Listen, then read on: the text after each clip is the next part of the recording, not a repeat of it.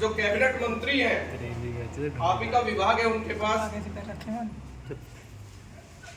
पंचायती राज के अंतर्गत ये सारी जितनी भी आपकी समस्याएं हैं वो सब उसी विभाग के अंतर्गत आती है। माननीय ओम प्रकाश राजभर गरीब, वंचित, शोषित, पिछड़े और कमजोर, लाचार, बेसहारा का सहारा है। वास्तव में वो एक मिसाल है और एक मसीहा है। चूंकि आज वो विधायक है और साथ ही साथ कैबिनेट मिनिस्टर है, 4 मंत्रालय उनके पास है। पंचायती राज, अल्पसंख्यक आयोग, मुस्लिम हज और वक्फ बोर्ड, ये सारे विभाग उनके पास है। चाहे तो वे अपने घर बैठकर एक लग्जरी जिंदगी जी सकते हैं, क्योंकि सारी सुविधाएं उनको मिलती हैं। लेकिन वो लोग ये चाहते हैं कि जो मेरा पिछड़ा समाज है, वंचित लोग हैं, जो आप लोग वोट करते हैं, उस वोट का अधिकार आपको पता होना चाहिए। वोट करने के बाद क्या क्या सुविधाएं आपको मिलनी चाहिए, कोई प्रधान, कोई विधायक, कोई सांसद नहीं बताता। इसलिए नहीं बताते कि रोज उनके घर नहीं तो भीड़ लग जाएगी आप लोगों को। आप लोगों को केवल ठगने का काम करते हैं, वोट लेने का काम करते हैं, आप लोगों का काम कराने का काम बिल्कुल नहीं करते। ऐसा है ना? तो हमारे माननीय मंत्री जी ने हमें निर्देश दिया है, पूरी टीम को, हमारी पूरी टीम भी निस्वार्थ होकर लोगों को समझाने का काम कर रही है, पूरे क्षेत्र में भ्रमण कर रही है। आप लोगों की जो समस्याएं हैं उनको हम सुन रहे हैं। माननीय मंत्री जी का मानना है कि जब देश एक है तो शिक्षा भी एक ही तरह की होनी चाहिए। बोलो, होनी चाहिए कि नहीं होनी चाहिए? होनी चाहिए। जो गरीब का बच्चा है वो कायदा खरीदता है और कैसे कबूतर पढ़ता है, क्योंकि उस कायदे में क्या कबूतर ही लिखा होता है, तो क्या कबूतर ही पढ़ेगा ना वो।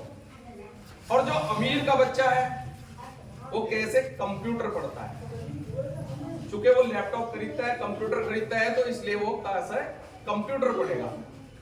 और जो हमारे गरीब बच्चे हैं वो कुछ 5वीं तक पढ़ते हैं, कुछ 8वीं तक, 10वीं तक, 12वीं तक। उसके बाद उनके माता के पिता के पास इतना धन नहीं होता कि वो अपने बच्चों को पढ़ा लिखा। यदि पढ़ा लिखा भी लिया तो रिश्वत के लिए पैसे नहीं होते। तो हमारे माननीय जी चाहते हैं कि पूरे देश में, जब भारत देश एक है, तो शिक्षा भी एक समान होनी चाहिए।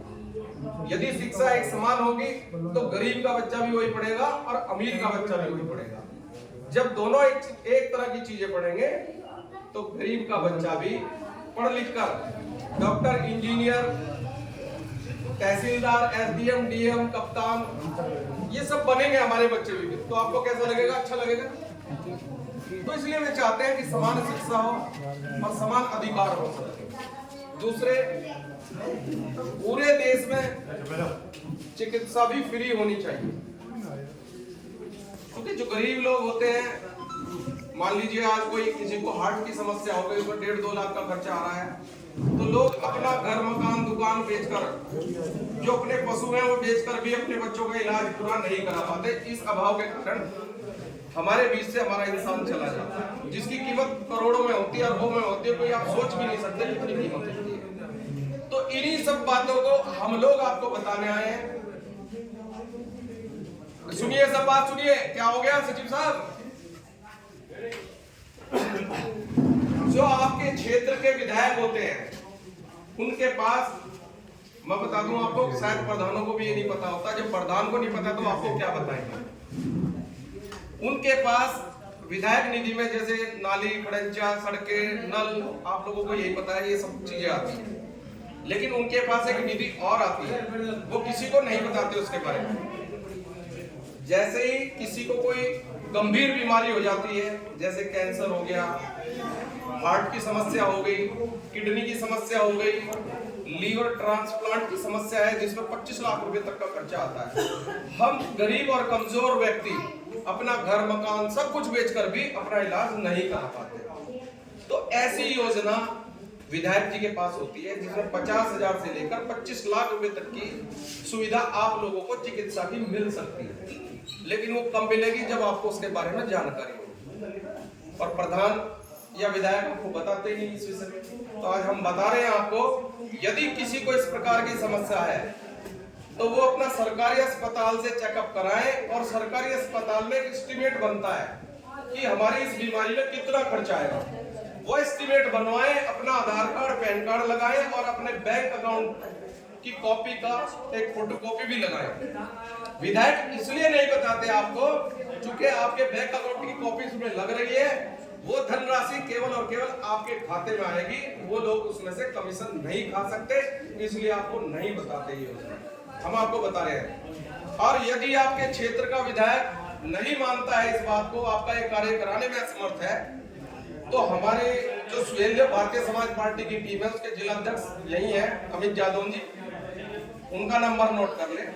चूंकि पूरे उत्तर प्रदेश में यदि कोई कहीं भी विधायक है, आपके गांव की योजना वो मुजफ्फरनगर में भी मिल सकती है, सब जगह मिल सकती है।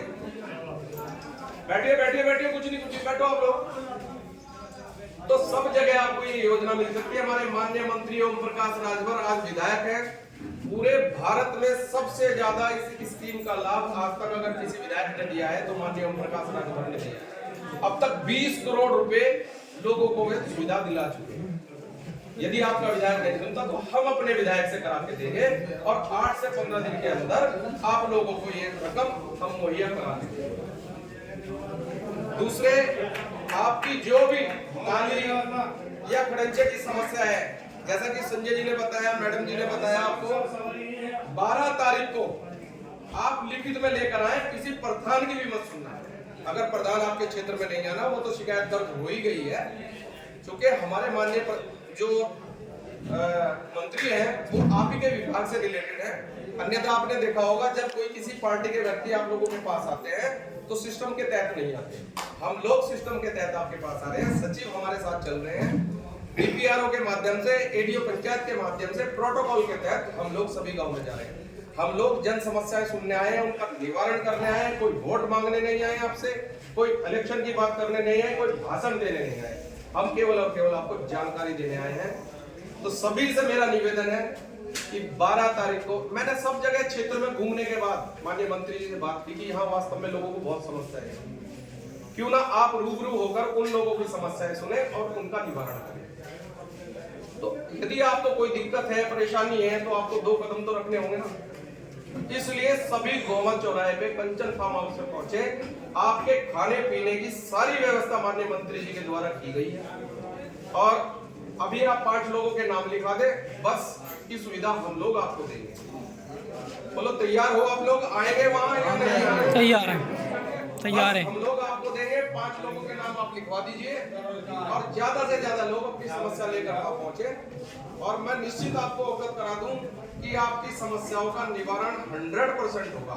चूंकि जो लोग आप लिख के देते हैं प्रधान जी को, प्रधान जी ब्लॉक में भेज देते हैं, ब्लॉक के बाद ये नहीं पता चलता कि आपकी समस्या रद्दी की टोकरी में रखी गई या कहाँ रखी है।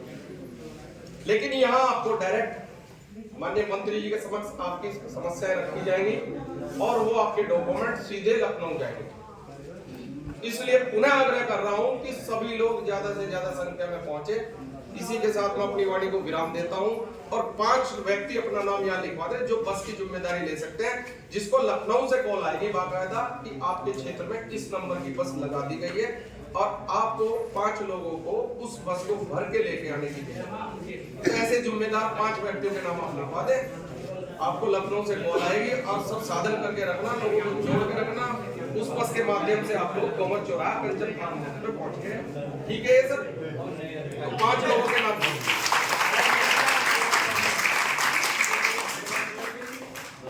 मैं भी कुछ कहना चाहूँगा। अरे बिल्कुल कहो भैया, सुनने ही तो आए हैं। जनाब सबसे ज्यादा गरीब यहाँ पे शुरू कास्ट है, सबसे गरीब शुरू कास्ट, ओबीसी और हाई कास्ट, ये 3 जात सबसे गरीब है इस गांव में। ना तो एससी है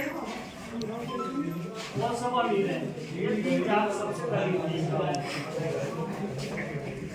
सभी का नाम ले दिया था, ओबीसी भी बोल दिया, हाँ ओबीसी, हाई कास्ट, ये 3 जात जो है सबसे गरीब है। तो अमीर कौन सी है? वो अमीर एससी है, एससी अमीर है। हाँ एससी अमीर, बहुत धन है एससी के पास। आप कौन सी बिरादरी? एससी जात मैं तो बहुत अमीर है जात। तो यार एक बात तो करो, जो ये बेचारे गरीब बैठे हैं इनकी मदद, हाँ इनकी मदद करनी चाहिए। तो आप क्यों नहीं कर रहे हो? अरे वो जितनी हो रही है उतनी मदद। क्या किया है चलो बताओ। सारे रंग तो रास्ता बन गई। बना दी तुमने? हाँ सीमेंटेड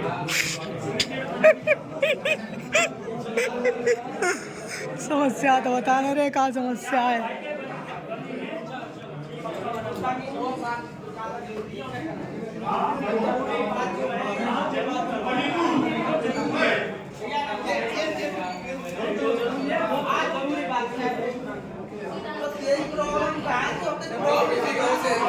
अब कोई परेशानी है तो बताना रहे। 5 लोगों के नाम लिखवाओ आप जो जिम्मेदार व्यक्ति हो।